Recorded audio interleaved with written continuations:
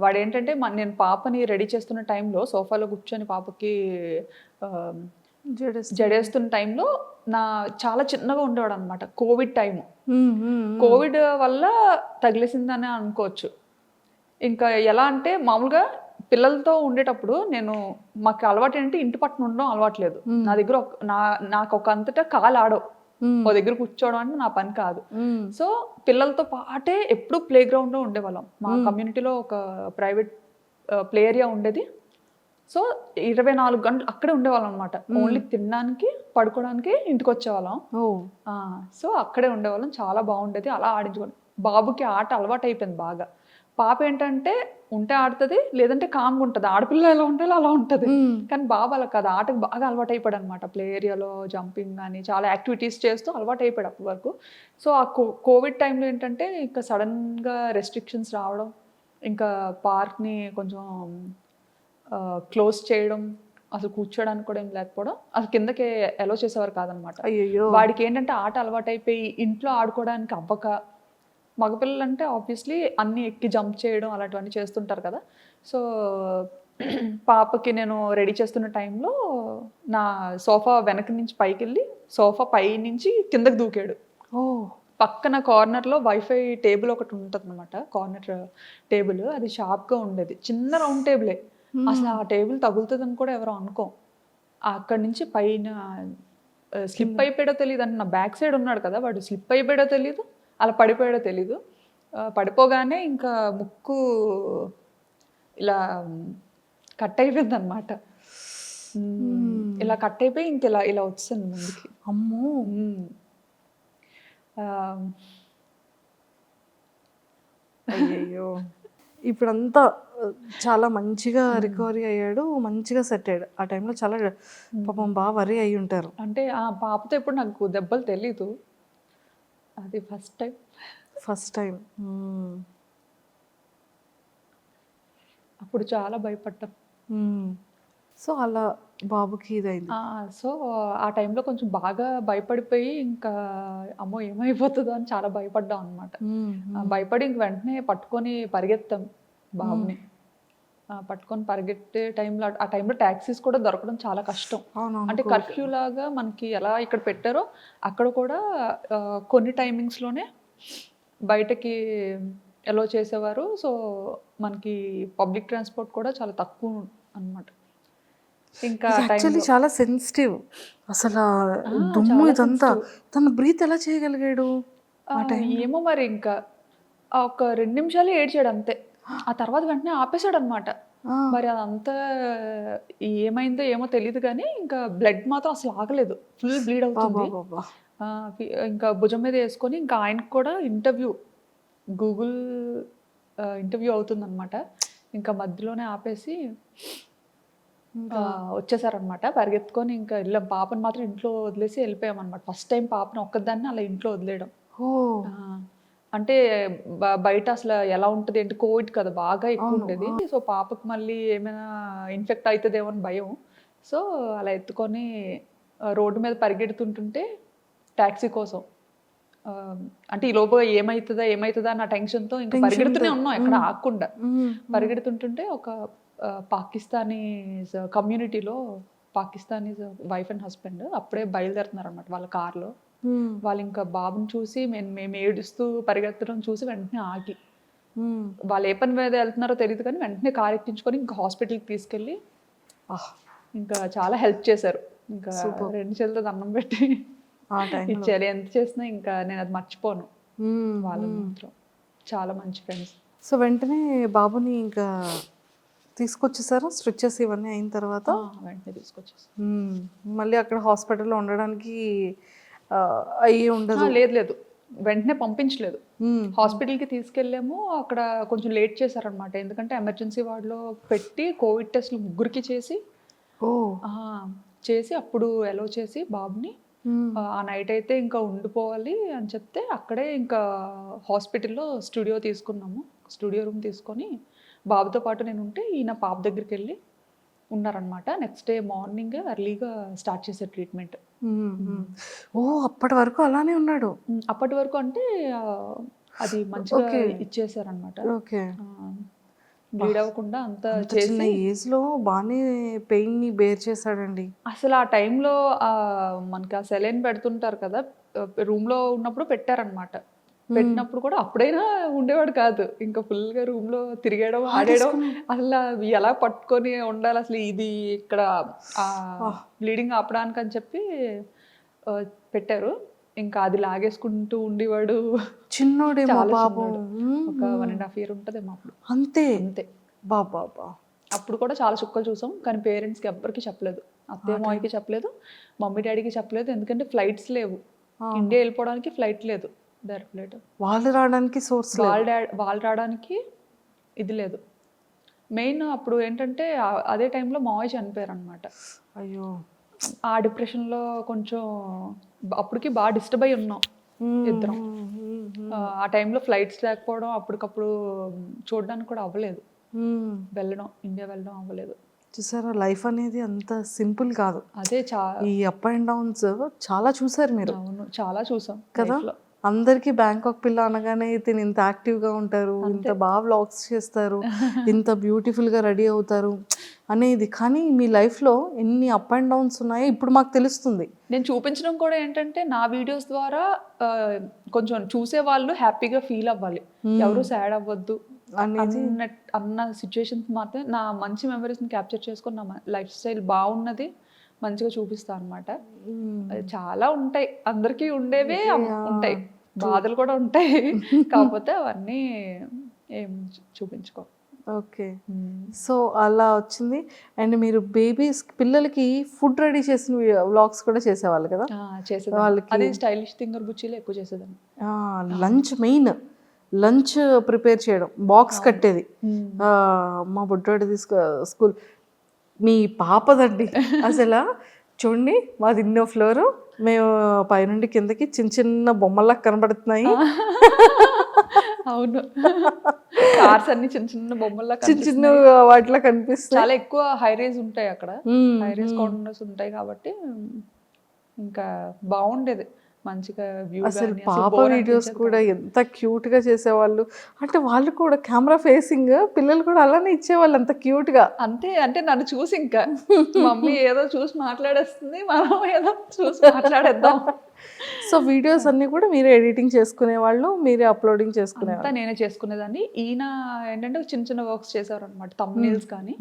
Video upload చేసే ముందు ఈ తింగరది ఏది పడితే అది పెట్టేస్తుందని ఒక 4 సార్లు చెక్ చేస్తారనమాట. నేను జస్ట్ ఎడిట్ చేస్తాను, బట్ ఏంటంటే ఎలా ఉండేది అలాగా చెప్పేస్తాను అనమాట. ఈయనకి అదే భయం, ఇది మరి టూ మచ్ ఎలా ఉంది అలాగే చెప్పేస్తుంది, పరువు తీసేస్తుంది ఒక దీంట్లో ఉండేది. సో బాగా పాపులారిటీ అయిన తర్వాత నెగిటివ్ కమెంట్స్ రావడం కానివ్వచ్చు, ఇలాంటివి జరుగుతూ ఉంటాయండి నాకు కూడా నెగిటివ్ కమెంట్స్. బట్ కొన్ని అయితే నాకు నేను చూడకముందే మా హస్బెండ్ డిలీట్ చేస్తారు, తీసేస్తారనమాట. మళ్ళీ నేను చూసి, అంటే కొంచెం సెన్సిటివ్ నేను. సో అంటే ఇలా వైరల్ అవుతామని తెలీదు, పాపులర్ అవుతామని తెలీదు. సో నేను కొంచెం అవన్నీ అలవాటు ఉండదు కదా మనకి, నెగిటివిటీని ఎలా తీసుకోవాలనేది, ఎలా ఫేస్ చేయాలనేది నాకు స్టార్టింగ్లో అసలు తెలియదు. బట్ వీడియోస్ వైరల్ అవుతున్న కొద్దీ ఒక 100 కమెంట్స్లో ఒక్క కమెంట్, అది కూడా తక్కువే, ఒక 300-400 కమెంట్స్లో ఒక్క కమెంట్ అనుకోండి, చాలా తక్కువ నెగిటివ్ కమెంట్స్ వచ్చేవి. అది నేను ఫస్ట్లో ఏంటంటే ఆ కమెంట్ చాలా, ఇప్పటికి కమెంట్స్ బాగా చదువుతాను ఖచ్చితంగా. సబ్స్క్రైబర్స్ పెట్టిన కమెంట్స్ చాలా చదువుతాను అనమాట, ఎందుకంటే బాగా దగ్గర అయిపోయారు సబ్స్క్రైబర్స్ అన్న. అంటే ఇంకేంటంటే సబ్స్క్రైబర్స్ అంటే ఇంకా మన చుట్టాలు, మన ఇంట్లో వాళ్ళు, మన పక్కింటి వాళ్ళు, అలానే ఉంటుంది. నన్ను కూడా వాళ్ళు అలాగే తీసుకుంటారు అనమాట, అలాగే తీసుకుంటున్నారు. నిజంగా ఇదంతా చూస్తే అనిపిస్తుంది ఏంటంటే చాలు, ఈ జన్మకి ఇది చాలు, ఇంతకన్నా ఏమొద్దు అనిపిస్తుంది. నేను ఎప్పుడైనా వైజాగ్ వెళ్ళాను అనుకోండి, ఆ టైంకి కనుక మీరు ఇండియా వచ్చి విజయనగరంలో ఉంటే, వాళ్ళది ఏదో మ్యారేజ్ ఫంక్షన్ అవుతుందమ్మా విజయనగరంలో, మా ఇంటి దగ్గరే ఉంటారు, బ్యాంకాక్ పిల్ల తెలుసా, వీడియోస్ ఇవన్నీ బాగా చేస్తుంది, నన్ను ఏమైనా మాట్లాడమంటావా, మరి వీడియో చేయొచ్చు కదా అమ్మాయితో, ఇక్కడికి వచ్చి చేయొచ్చు కదా, కెమెరాలు తెచ్చి ఇక్కడ చేస్తున్నావు కదా, అలా ఎందుకు 40 కిలోమీటర్లే కదా, రావచ్చు కదా నాకు అనేవాళ్ళు. చాలా ఇలాగా సరదాగా మాట్లాడడం అన్నీ ఇష్టమే, చాలా బాగా మాట్లాడతాను. అండ్ పట్టుకున్నానంటే వదలను, నాకన్నా మీకన్నా నేనే కొంచెం డేంజర్. అస్సలు వదలను, నన్ను వదిలిపెట్టానే నేను వదలను అలవాటైతే. స్టార్టింగ్ లో చాలా మంది అడిగారు ఇలా ఇంటర్వ్యూ ఇస్తారా అని చెప్పి, చాలా మంది నేను కూడా అడిగాను, గుర్తుందా మీకు? మీరు అడిగారు. అవును, ఇన్స్టాలో కానీ నాకు ఎవరు తెలియదు అప్పట్లో ఎవరు తెలియదు, చాలా తక్కువ చూసేది. మీరు 2022లోనే నేను కూడా పింక్ చేశాను మీకు. అవునా? 2022, 2023 అవును. అసలు 2 years ఫాలో అప్ చేశాను మీకు. చాలా మంది అడిగారు అనమాట, చాలా మంది అడిగారు. బట్ ఏంటంటే నాకు ఇంటర్వ్యూ అంటే భయం ఫస్ట్ థింగ్. ఎందుకంటే చూసారా ఇప్పుడు ఇలా కట్టి కూర్చోబెట్టారు నన్ను ఇక్కడ, ఎటు తిరగడం అవ్వట్లేదు నాకు. అయ్యో, ముందే మాకు తెలుసు నుండి శుభ్రంగా నడిపించేసి చేసేసే వాళ్ళు. నేను పరిగెత్తించేస్తాను. కెమెరామెన్లు పరిగెత్తలేరండి, షేక్ అయిపోద్ది. ఇంకా మెయిన్ కొంచెం భయం ఉందండి. ఇప్పుడు ఇంకా ఉండదు అంటే చాలా ఫేస్ చేసి వచ్చాం కదా, తగ్గింది కొంచెం భయం. తగ్గింది. సర్లే సరదాగా ఒక ఇంటర్వ్యూ అయినా సరదాగా ఇద్దాం. మా కోరిక నెరవేర్చారు. అయ్యో, చాలా థ్యాంక్స్ అండి. అయ్యో, సో అలా ఫ్యామిలీతో అంటే ఎప్పుడైనా సరే పేరెంట్స్ ఇంకా వద్దమ్మా ఇంకా ఆపే ఛానల్ అనడం కానీ, లేకపోతే మీరు డ్రాప్ అవడం కానీ అలాంటివి ఏమైనా జరిగాయా? ఎప్పుడు డాడీ అంటే బయటికి ఏది చెప్పరు, ఇది వద్దమ్మా అది వద్దమ్మా అని చెప్పరు. బట్ ఏంటంటే ఫస్ట్ నుంచి ఒక పద్ధతి గౌరవంతో పెరుగుతాం కదా, సో ఆ భయం నాలో నేనే అనుకునేదాన్ని అనమాట. అమ్మో డాడీ ఏమైనా అనుకుంటారేమో, అమ్మాయి ఇలా బయటకి పబ్లిక్లో కనిపిస్తుంది, యూట్యూబ్లో కనిపిస్తుంది అంటే డాడీ ఏమైనా ఫీల్ అవుతారేమో అని ఉండేది. అదే మైండ్ సెట్తో నన్ను నేను నాకు కొన్ని బార్డర్స్ లిమిట్స్ పెట్టుకున్నా అనమాట. ఇవి దాటకూడదు, ఎంత మనం బయట కంట్రీకి వెళ్ళినా కానీ మన పద్ధతి సాంప్రదాయాలు అయితే మర్చిపోకూడదు. ఎందుకంటే మా పేరెంట్స్కి అది చాలా ఇష్టం అండ్ నాకు అది అలవాటు అయింది, నాకు కూడా చాలా ఇష్టం అనమాట. సో అది మా హస్బెండ్ కూడా, ఆయనకి చాలా ఇంట్రెస్ట్ అనమాట. నీకు ఏది నచ్చితే అది చెయ్యి, అది నీ ఇష్టం, నీకు ఎంతైనా ఖర్చు పెడతాను అని చెప్పి బాగా సపోర్టివ్గా ఉంటారు ఆయన. అండ్ నా తమ్ముడు, మా తమ్ముడు కూడా బాగా, మా మదర్ కూడా, ఆవిడకి సరదాయే. ఎందుకంటే సర్లే అమ్మాయి మన దగ్గర లేనప్పుడు డాడీకి అంత టైం ఉండదులేండి చూసే అంత టైం. బట్ మమ్మీ ఏంటంటే ఇంకా అలాగా ఏం చేస్తున్నారు ఏంటి, ఓకే మనకి అప్డేట్ వస్తుంది అన్న ఇదిలో మమ్మీ ఇష్టపడేవారు. ఓకే బాగుంది, ఎప్పుడు నా కూతురు కనిపిస్తుంది కదా అన్న థాట్లో మదర్స్ ఉంటారు. మా తమ్ముడు కూడా చూసేవాడు, ఎందుకంటే ఆడికి మేనకోడలు అంటే పిచ్చి, చాలా ఇష్టం అనమాట ఆడికి.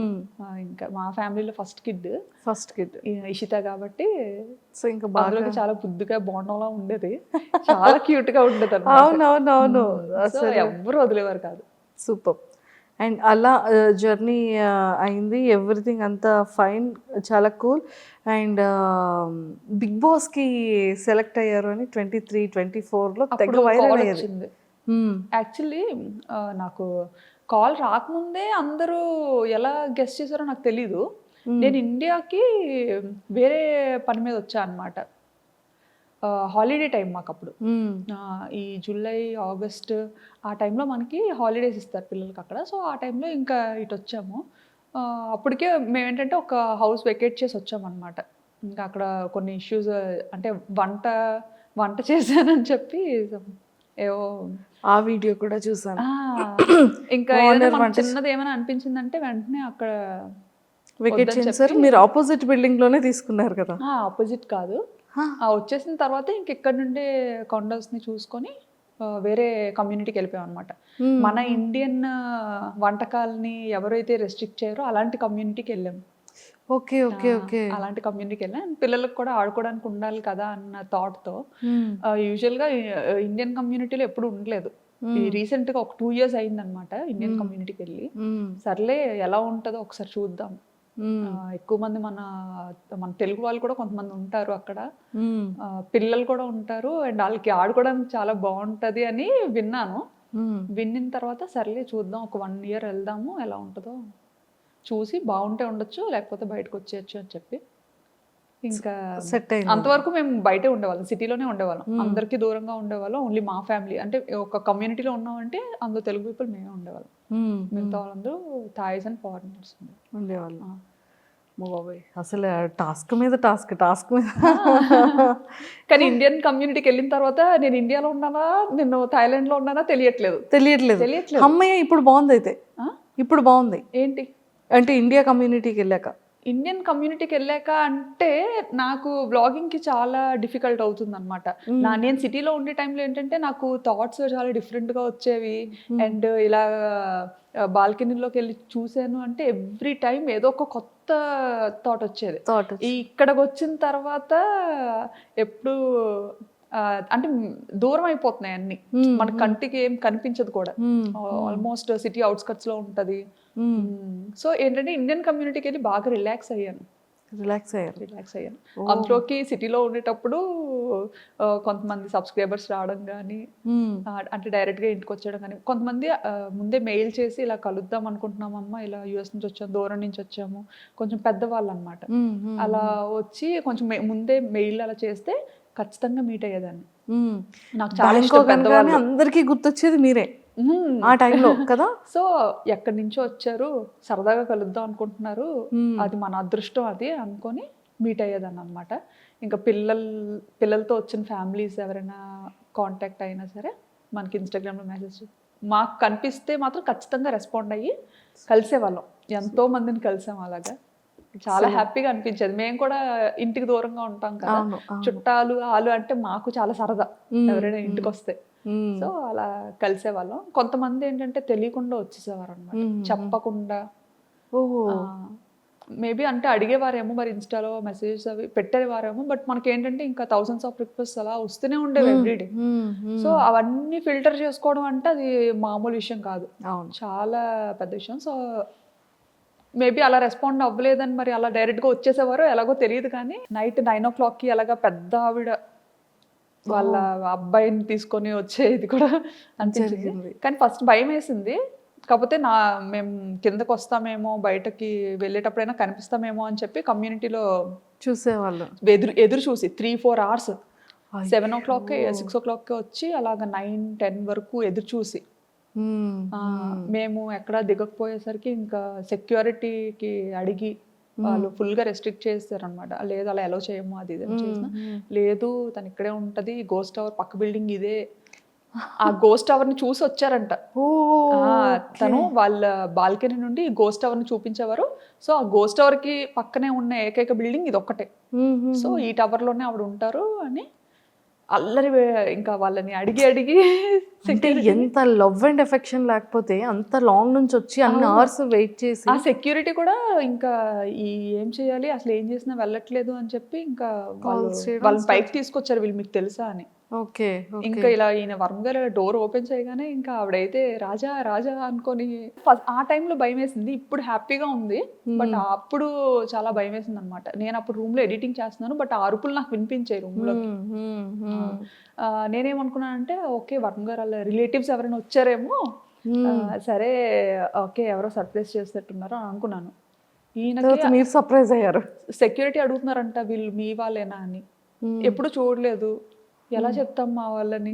అయితే ఏమో తెలీదు అని. అయితే వాళ్ళేమో తెలుసని చెప్పమ్మా, మీకోసం వచ్చాను, అమ్మాయిని కలుస్తాను, ఒక్కసారి చూసి వెళ్ళిపోతాను అమ్మాయిని అని చెప్పి అలా అని అంటే ఇంకా ఆయన సరే పెద్ద ఆవిడ కదా, చాలా పెద్ద ఆవిడ, ఒక 60+ ఉంటాయేమో ఆవిడకి.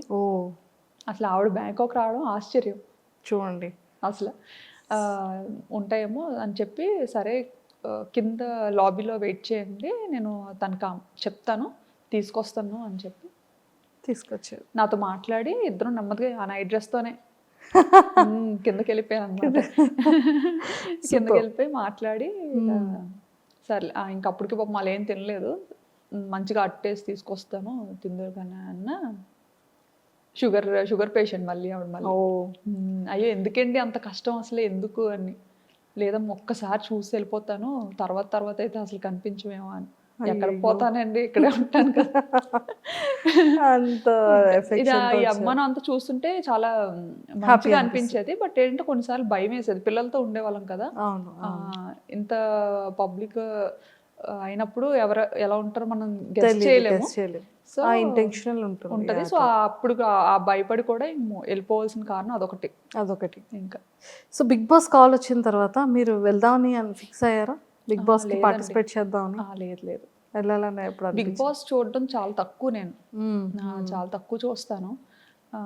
అంటే ఎప్పుడైనా ఏమైనా ట్రెండ్ అయినవి అవి ఏదైనా చిన్న చిన్న బిట్స్ కనిపిస్తుంటాయి కదా, నా ఇన్స్టా ఎడిటింగ్ చేస్తున్నప్పుడు స్క్రోల్ చేస్తున్నప్పుడు ఏమైనా కనిపిస్తే చూస్తా అనమాట.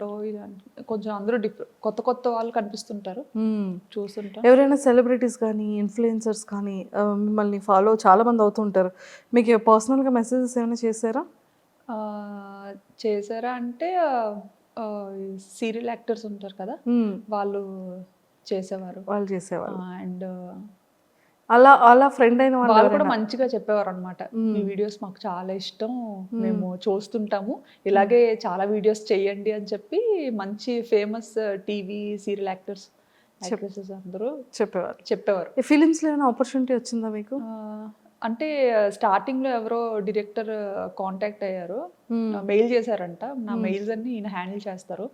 సో ఈయన చెప్పారనమాట, ఇలా కమ్యూనిటీకి రమ్మన్నా వస్తాము, అక్కడికి వచ్చి మీ ప్లేస్కి వచ్చి మాట్లాడదాము సమ్ ఏదో ఒక సోలో థీమ్లో థాయిలాండ్ బేస్డ్ ఒక స్క్రిప్ట్ అనుకుంటున్నాము, దాన్ని బట్టి చేద్దామా అని స్టార్టింగ్లో.